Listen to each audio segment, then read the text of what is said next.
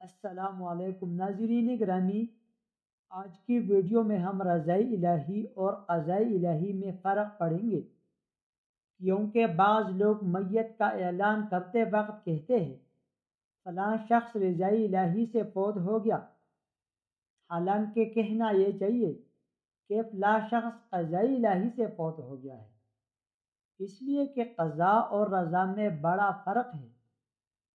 قضا کا معنی تقدیر الہی، جبکہ رضا کا معنی مرضی، خوشنودی اور خوشی۔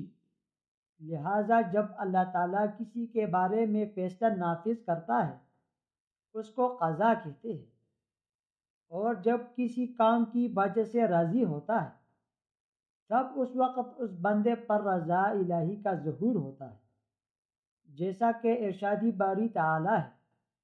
ترجمہ: اللہ ان سے راضی اور وہ اللہ سے راضی۔ ایک اور مقام پر فرمایا بے شک اللہ راضی ہوا ایمان والوں سے۔ ارشاد باری تعالیٰ ہے اور تمہارے لیے اسلام کو دین پسند کیا، اور کیا اچھا ہوتا اگر وہ اس پر راضی ہوتے جو اللہ اور رسول نے ان کو دیا۔ یہ رہا قرآن مجید میں رضا کا استعمال۔ جہاں تک قضا کا تعلق ہے تو متعدد آیات میں رب کریم نے لفظ قضا کو استعمال فرمایا ہے۔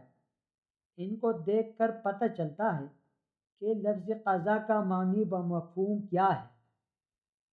اللہ تعالیٰ نے فرمایا، ترجمہ: اور تمہارے رب نے حکم فرمایا کہ اس کے سوا کسی کو نہ پوجو اور ماں باپ کے ساتھ اچھا سلوک کرو، اور فرمایا اور سچا فیصلہ فرماتا ہے۔ مزید فرمایا، پھر جب ہم نے اس پر موت کا حکم بھیجا۔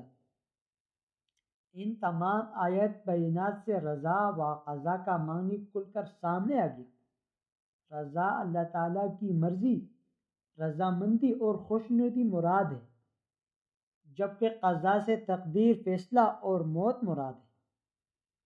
قرآن مجید کی متعدد آیات میں موت کو لفظ قضا سے یاد فرمایا گیا، لیکن کچھ لوگ موت کو رضائے الہی کی طرف منسوب کرتے ہیں اور بانگ دہل کہتے ہیں کہ فلاں رضائے الہی سے فوت ہو گیا، حالانکہ موت سے رضائے الہی سے نہیں، قضائے الہی سے واقع ہوتی ہے۔ رضا اور قضا میں بڑا فرق ہے۔ دوستو، اگر ویڈیو پسند ہے تو مزید اس طرح ویڈیو دیکھنے کے لیے چینل کو سبسکرائب کریں اور ساتھ ہی بیل آئیکن کو پریس کریں تاکہ ہمارے آنے والی ویڈیوز آپ کو بر وقت موصول ہوتی رہے۔ شکریہ۔